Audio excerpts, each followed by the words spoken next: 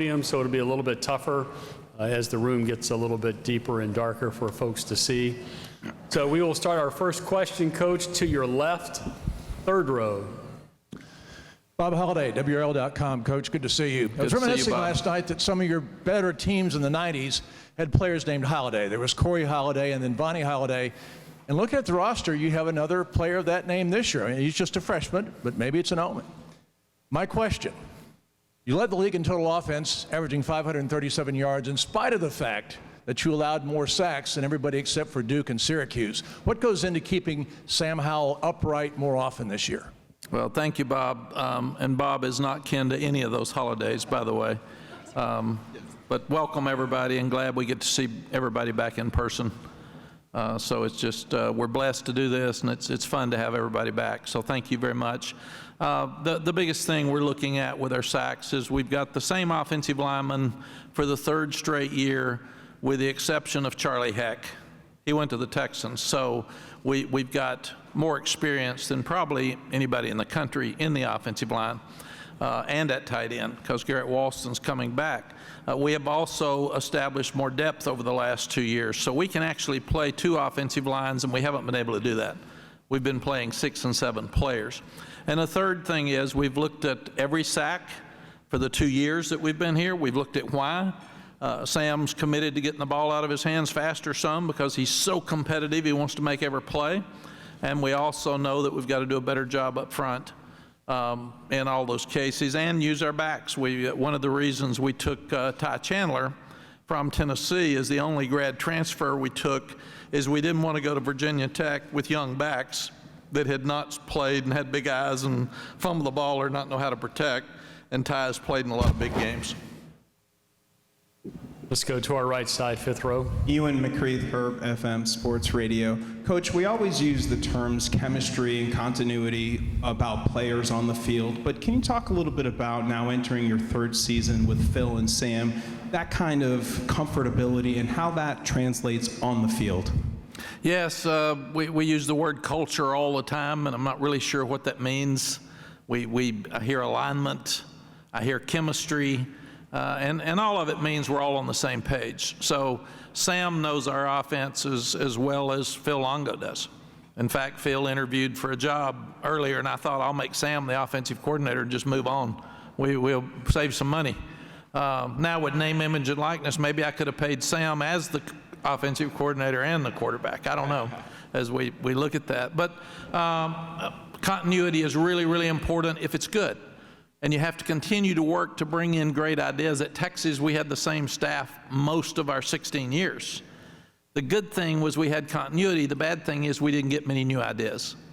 So when we brought in Larry Porter this year after Robert Gillespie left, it was good. Got some new thoughts to a really good offense. And then when we brought in John Lilly after Tim Brewster the first year, we had some pro thoughts with our tight end in the tight end game. So our tight end game's better now than it was 2 years ago. So we like continuity, but we don't mind a change every now and then just to create new ideas.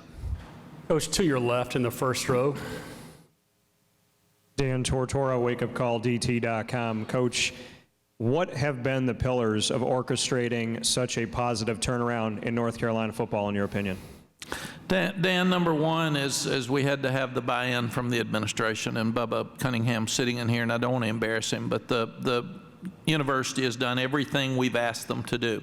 And we've promised never to ask for anything that's not going to help the experience of our student athletes or help us win.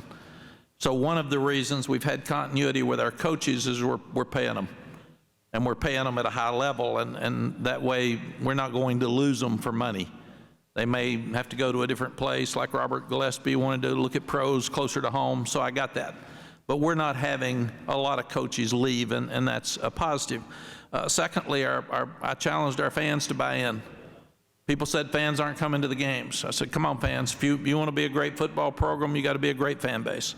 And we sold out every game, one of 7 teams, I think, to sell out every game in 2019, and we've already sold all of our season tickets, which is amazing after the very difficult year most people have had financially over the last year. And then when you recruit a staff that's a high-quality staff that knows the area and fits the school, understands who we are academically, understands who fits at our school, it really helps you in recruiting. And so we have a great product, a great academic school, small campus. It's one of the nicest in the country.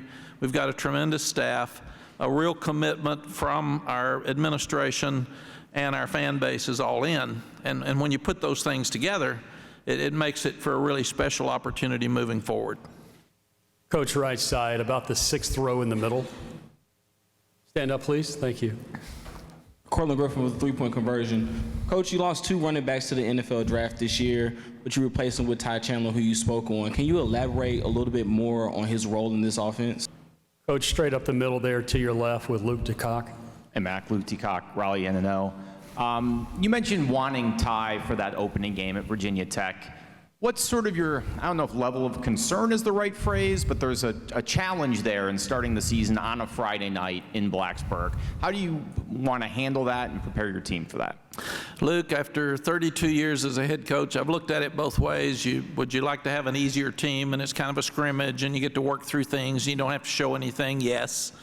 But do your players get more excited in the summer off-season program if they're opening up against a coastal rival that's really good, and we went to 6 overtimes and got beat the last time we were there? So I really think it's great for us. We've gotten a tremendous amount of publicity. We've been kind of a media darling.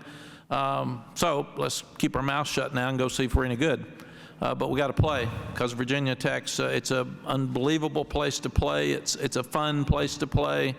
They've got a really good football team. So it'll be a great challenge. So it'll be a fun way for us to start the season. Coach, hard right here about the 5th row standing. You cited Ricky Williams as an example that teams win a Heisman, not school promotions. On the other side of that, could you talk about as your player becomes a leading candidate and the pressure mounts later in the season, how you handle that? When we went to Texas, the previous team was 4-7. And Ricky said, the Heisman's not important. Well, Heisman Ricky Williams was his email. So it was kind of important, I think. I kind of noticed that as he told me it wasn't important. So what we found is that Ricky was the best player on our team. So he was really our best defensive player, because we weren't any good on defense, but as long as he stayed on the field and ran the ball, we didn't have to go out there on defense, so it helped us. So we really got into discussions like we were killing Rice, and Ken Hatfield's a friend, and Ricky had just gained 43 yards against Kansas State the week before. I left him in. He gained 255 yards, I think, and Ken was great after the game. He said, I got it. You got to keep him in. But there's that fine line with Colt McCoy and Vince Young. When you're winning a game, how long do you keep them in for stats for the Heisman, and when do you pull them out for safety and trying to get a backup quarterback ready to play? So it's a delicate path that you have to follow to try to figure out how to make all that work. And Sam's so good. He's about winning. He knows that we've got to have another quarterback ready to go in the future. So we'll navigate those times with him. But we've said, whether it's name, image, and likeness, or whether it's the awards that you're going to get, it's about your ball. It's not about your brand. And if we play well, if Sam's going to play great, if we play well enough as a team around him and we have a chance to win a lot of games, he'll be right in the mix with that Heisman thing, regardless of what we say or what we do. If we don't play well as a team, it'll drift away. Folks, we could do this for about an hour and a half with this momentum. Only a few more questions. In the very back, last row, she's about to stand. Alyssa Ray, WNCN. With you guys launching the group licensing for name, image, and likeness, how proactive has the university been? It seems like they've kind of been on the frontier of this name, image, and likeness and really embraced it. How nice has that been for you to have that backing in the athletic department? Alyssa, it's great for us. Bubba and his team have been working on this for 2 years. We had a discussion with our team the spring before COVID hit, so last spring, about what this meant and where it was going. And in fact, Bubba asked if there are any questions at the end of the discussion, and Sam Howell stood up and said, I don't want this to be about the quarterback. I don't want it to be disruptive in the locker room. And that's one of the reasons Bubba and his team are working so hard on group licensing. and they're one of the first to do it. And that means that the backup right guard is going to have a chance to be involved with opportunities that he wouldn't be if it's 3 players on your team that are. So I was not in favor of taking away amateurism and moving forward with name, image, and likeness. And then Sally told me something that really makes sense, that the regular student gets to use, if it's a musician, he gets to use his talent to make money. So why shouldn't a student athlete get to do the same thing? So I got it. And now we've got to all figure out those guidelines and what it means. And group licensing helps your whole team. And Sam will be okay. Some of the other players will be okay with their opportunities. But what Bubba's trying to do, what I want us to do, is be able to help that whole team. Now, are we making guys mature faster than normal? Yeah, we're talking about federal tax and state tax and your agent and the amount of the percentage of money that your agent is going to take away from what you get, and the legal part of this. So they're having to grow up a lot faster than before, which may be a good thing in the long run. So since it's here, we're all in. North Carolina should be a place where name, image, and likeness should be a great advantage for us, because we have a lot of great people, but we got to figure out what that means within the rules, and how we can help our guys with opportunities without getting involved ourselves. Coach, we've identified your last 2 questions. Keep it on the left side in the very back for our first of 2. Hey, Coach, Bridget Condon with ABC 11. You've shown your support of vaccination. You put your video up in May of you getting your shot. What have your conversations been with your players during the offseason, and what % of your team is vaccinated at this point? Bridget, COVID's obviously back. I mean, I watch very closely every day. We've got some concerns at the Olympics. We've got a pro baseball game that was postponed the other night. We've got a basketball coach in the playoffs that didn't get to participate. We've got a golfer that was taken out of a championship on Sunday. So it's here, it's real. So I was hoping, like all of us, it would be gone away, and probably people have gotten a little more careless. So we're meeting tomorrow for an hour. We've been working for the last 10 days on a plan to go back and make sure that we're as COVID safe with our team as we can. We're not at 85% for herd immunity with our entire team yet. We're getting really close. We have encouraged everybody to get it. Some, as we know, across our country and our world, do not want to get it. We understand that. That's fair. Our job is to educate. Their job is to make personal decisions. That's the way we do for the NFL. That's the way we do with everyone in our program. But we have a great plan in place with what we've got to make sure that we get the numbers right in each meeting room for 85% herd immunity, in our training table, in our locker room, and that's what we're going to do. 85% herd immunity, we've been told, means you can go back to a normal process. Maybe the unvaccinated people have to wear a mask still, and the vaccinated ones can wear a mask if they want that as an option. And that's in our football building and in our football program. But we feel like right now we have a great plan in place that we can get back to as near normal as possible. Coach, your last question to the right, about 4th row. Coach, hi, I'm Mike Settle, Double Fries, No Slaw. You went down to Tallahassee last year and lost the game. A lot of people, including yourself, I'm sure, didn't expect to. Given your ties to Florida State and your quarterback's ties to Florida State during the recruiting process, is that a game you guys potentially have circled as something special, or is every game kind of even keel as you go into the season? Mike, what the first question I got today was, you guys are getting so much hype and everybody expects you to win every game, so how can you talk about one in the middle when you've got to go to Virginia Tech in the opener? So we basically have a 3-game season, and that's what I've told the players. I'll start talking to you more national after 3 games if you haven't lost a game. But let's quit talking. We've gotten hype, we've been hugged, we've had sugar thrown all over us, and we're all enjoying it. We like it. So let's clean it off, and let's get back to facts, because we were 5th in the country when we went to Florida State, and about 25th when we were leaving. And that took about 3 hours to drop that far. So, and there were 2 conferences that weren't playing when we were 5th in the country. So I was trying to explain to them, you're not the 5th best team in the country, without telling them you're not the 5th best team in the country. But we got to play. And nobody's good enough anymore to go out there and stand around. So we've got some great older players that are leaders. 3 of them are here today. And then we've got a bunch of young guys and the young guys have to grow up. And we've been circled by everybody in this league. In fact, I can tell even in recruiting, people are being really critical, and they're cutting us in recruiting now. I'm so proud of that. That didn't happen the first year. Nobody cared. So now that we're getting a little better, I'm so excited that people are critical of us. So that's a good thing. But yes, we'd like to beat Florida State, but that's way down that list of issues before we get to it.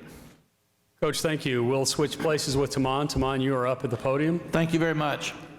Folks, even though you may have self-identified with Coach, let's make sure we do the same thing with our student athletes. And because there is so much interest in the room, if I was unable to get to you for Coach, we will give you preference to get first up with our players. So whoever has not asked a question, if you're ready for one of our players, you can raise your hand now.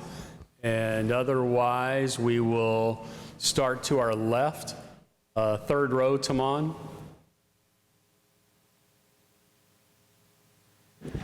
Bob Holliday, WRL.com, Taman. You are currently tied with Lawrence Taylor for sacks. Your next sack will push you ahead of LT.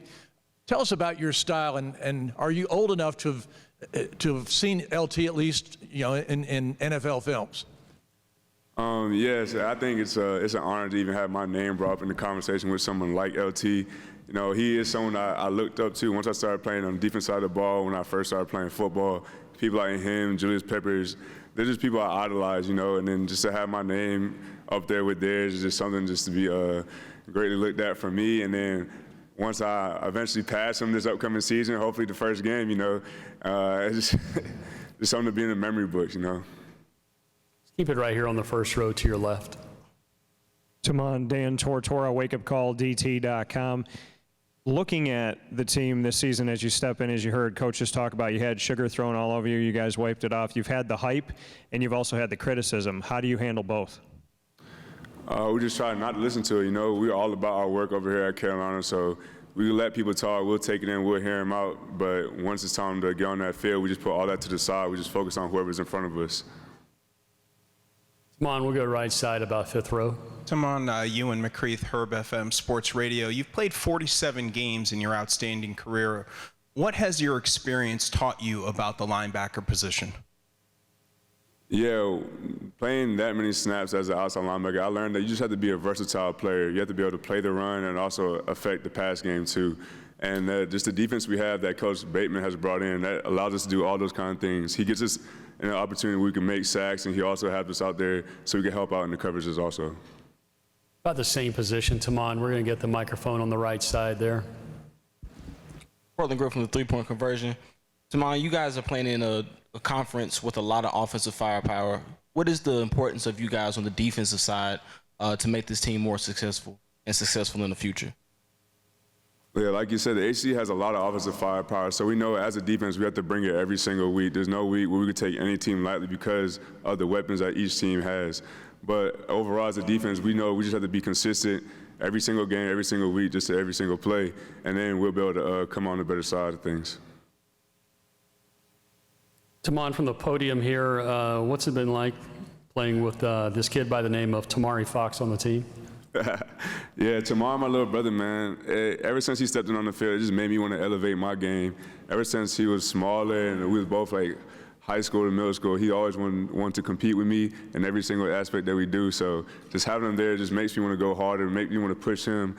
And then he also makes me a better brother in the field and a better leader because I have someone that I'm used to being with. I have someone that I'm used to living with every single day. So I know how to talk to him. I know what to do with him, and it also translates to all the other players on the field. Well done, Taman. Thank you very much. How about we switch places with Jeremiah? We'll bring him up underneath the hot lights. Thank you.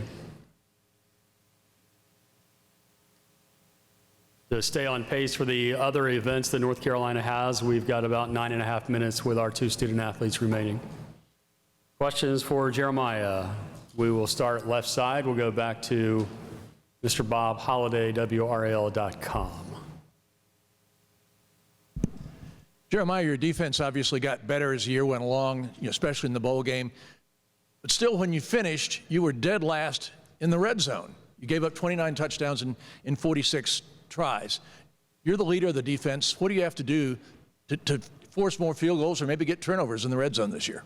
I think it's having fresher bodies on the defensive line. I mean, the guys can play up front. They can play 70, 80 snaps, but you don't want to Ray Valhasic or Miles Murphy playing 70, 80 snaps a game. And coming from last season to this season, I think that's where we made a huge jump, not just on the D-line, but everywhere on the defense. We're going to be able to roll guys with a second team every other series if we really need to, and I think that's going to help in the red zone and early on the drive.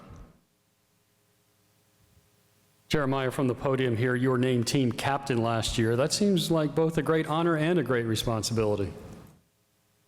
Oh, absolutely. Coming from the coaches and coming from the players, I worked my butt off, and to see them look at me and look at me as a captain, I mean, I take full pride in that. We're going to get the microphone back here, the first row to your left. Back to Dan. Jeremiah, just, on the other side of things, looking at Sam in practice and what he's able to do, we know from the outside looking in what people say about his game and the expectations this year. What can you say about what you've seen and being as close as you are to him? Well, I can just say, Sam's a workaholic. I mean, he's getting everybody on the offensive side better, but also on the defensive side. Like, when we're doing POPs, I mean, you're not going to find many people who can dot or thread the needle in practice like Sam Howell. Like, some of the guys get frustrated, like when he gets a ball or hits a good ball on him, and I just pull like a young corner or nickel who's a year younger to the side. Like, not every ball is going to be placed perfectly like that. Like, the balls you're seeing from Sam Howell in practice, not every quarterback in the ACC can throw like that. So I think just him helping us in practice, I mean, on Saturdays, Friday night, whatever, like, when you're going to get Sam Howell in practice, I mean, that's going to get you ready for games on Saturday. Jeremiah, to your right in the third row. Brett Friedlander, North State Journal. Jeremiah, considering that last year at this time, we weren't even sure if there was going to be a season, let alone how it was going to go. How much different is it preparing for this season compared to where you guys were at this time last year? Just having a lot more time with the team. I mean, obviously we didn't have spring ball last year, and we're actually going into a camp this summer. Like, we're actually going into a fall camp. We're staying in a hotel for 2 weeks, and we're going hard for 2 weeks. Last year we said we had camp, but we're just sitting around. We weren't just sitting around, but I'm saying we weren't in a camp. I feel like staying in a hotel brings the team closer together right before rolling into a season. I got able to learn a lot more about players, like watching them through spring. I didn't take as many snaps as I did in spring because they're trying to save my legs a little bit more. But I think I learned more about the defensive guys on the side because I can learn what a guy is doing while I'm in there with him, but it's totally different when you're standing back on the sidelines and you can watch all 11 guys playing. EJ Manuel, ACC Network. Jeremiah, obviously you're the quarterback on the defense. Talk about your defensive backs and who you've seen that stood out to you, whether it's Storm Duck, Tony Grimes, the guys that you're going to have in your secondary. Oh, man, I mean, Tony Grimes, Storm Duck, Kyler McMichael, Dede Hollins, Obi Abuna. I mean, I think that's a good problem to have in our corner room that I don't think we've had ever since I've been here. I mean, we got corners that we can rotate all around the field, and that's something big in our defense. I mean, we leave our corners on the island a lot, so when they're running on go balls and they come back tired, it's so easy for a Storm Duck or a Kyler McMichael to pop in there and give you 100%, and there's no level drop. Jeremiah, thank you. You can switch places with Sam. Sam, we've got about 5 minutes with you, and then we will send you guys off to the next spot. We've got a gentleman here. Sam, it'll be to your left on the second row. He'll ask his first question. Ross Martin, Inside Carolina. Sam, obviously the NIL stuff, how are you approaching it? You're one of the more, I guess, visible players in the ACC and at UNC. How are you approaching the NIL stuff? Appreciate it. Yeah, no, definitely. It's definitely something, I thought a lot about. I hired a marketing team, so we have a marketing team working on my behalf. They've done a good job kind of lifting the weight off my shoulders. The school's been very supportive. I think the main thing for me is I just want to make sure I keep the main thing, and that's winning football games. Obviously, you still want to take advantage of the opportunity you have. So, I've done some things, partnered with a charity called Table in Chapel Hill, where we deliver meals to underprivileged kids in Chapel Hill. So that's kind of something I did. That was my first partnership. I'm just kind of looking for more opportunities, just things where I can involve my teammates and kind of give them some opportunities as well. So, I think there's a good place for it. I just want to make sure as a team we keep the main thing, and that's winning football games. Sam, stay on the left side there in the third row. Bob Holliday, WRL.com. Sam, you had excellent chemistry with both Javonte and Michael throwing the football. It's almost like an extension of your running game, the short passes to the backs. You had 2 years to develop that. Now time's very compressed. Can you bring us up to date on the chemistry and with Ty and the other running backs, and are you going to be able to throw the ball as effectively to the backs this year as you were last year? Yeah, that's a really good question. Our backs were unbelievable out of the backfield last year. I think the backs we have in that room now, they study a lot of film. I watch a lot of film with those guys. So I think they have a really good understanding of what we're kind of looking for out of the backfield in the passing game. They've worked so hard at it all offseason. This is probably the best offseason I've been a part of since I've been here. The guys have worked so hard. Our strength staff does an unbelievable job. And that running back room, they're so hungry. They're hungry every single day. They're competing with each other. They all have a chip on their shoulder because everyone's still talking about Michael and Javonte. No one's talking about the guys we actually have in that running back room. So, they have a chip on their shoulder. They're excited to kind of go out there and show what they have this year. So I'm excited for them. Sam, we'll go all the way to the back in the left. She'll stand up so she can identify. Alyssa Wright, WNCN. You lost a lot of production on offense. What have you seen from those guys in practice, trying to fill those roles of the guys that went to the NFL? Yeah, they certainly know the situation and the role they have to fill. But like I said, all those guys, even in the running back room and the receiver room, they have a really big chip on their shoulder, and they're kind of tired of everyone talking about who we lost instead of talking about who we got coming in this year. So they've worked so hard. I've spent so much time for them. It's been a good challenge for me just to try to get those guys developed into the players we want to see this fall, and they've done a really good job of that. They've worked so hard. I'm just really excited for those guys to get out there this year and show everybody what they got, because they're really talented players, and no one's really giving them the credit they deserve. And they haven't done anything yet, but I know they will this fall, so I'm super excited for them. Sam, hard left at about the 5th row. Gentlemen, please stand. Thank you. Cameron Devereaux, Deacon Digest, focusing on the wide receiver room, obviously losing Daz and Diami. Can you shed a little bit of light on the positives and maybe growing pains that you've seen in that room? And also just what are the expectations looking at that room going forward? Yeah, no, that's a good question. Diami and Daz are both amazing players for us, a lot of production. I think a lot of those guys in the room have been there for a couple of years. They kind of learned from Diami and Daz and saw the way they worked. Diami and Daz are two of the hardest working players on our team, so they kind of followed their lead and kind of picked up their same work ethic and their same work habits. And I've spent so much time with those guys, and those guys, they look as good as ever. So I feel really good about that room. I think everyone saw what Josh Downs could do in the bowl game. I think he's going to be a really good player for us. We got Bo Krause coming back, who's been a really good player for us.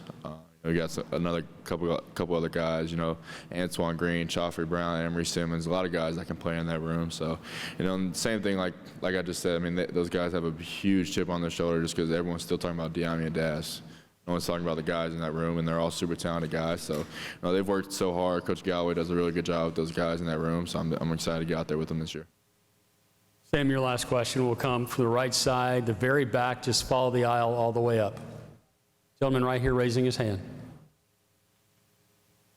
Hey, Sam. Noah Monroe from the Daily Tar Heel. In high school, I went to Concord High School, and I remember watching you when you were on Sun Valley, and you had all this hype surrounding you as you were committed to Florida State. And now, 3 years later, you have just even more hype surrounding you. You're on the Davey O'Brien and Maxwell watch list. You're in the Heisman conversation. Just how are you keeping your head level with all this hype? Yeah, no, that's a really good question. I'm definitely just blessed by God in the position that I'm in. It's something I dreamed of when I was a kid to kind of be in this position. So it's not something I take for granted. There's been so many people that's kind of helped me get to where I am today. So that's kind of just relying on my faith and relying on my people, just trying to stay true to who I am. And no matter where I go in life, just try to be the same person, try to be who I am on a daily basis. I don't get too caught up in what other people are saying. I'm just worried about what I think of myself and what the people close to me say. So that's kind of the mindset of our team as well. We've had a lot of hype as a team, and the main thing we try to tell our guys is even if people say we're going to win 10, 12 games, it's not just going to happen. We still got to put the work in every single day, prepare every week like it's the biggest game of our life. So that's just kind of our mindset personally and as a team. Sam, thank you. North Carolina, good luck this year. Thank you. Folks, Pitt is due in the room here at 1 o'clock.